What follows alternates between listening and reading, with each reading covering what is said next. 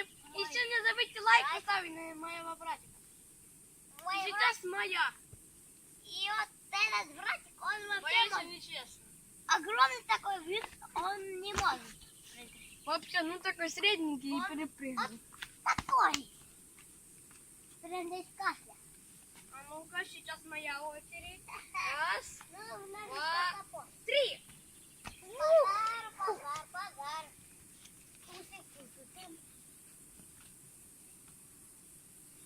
Да. Ну, давай поиграем в погар.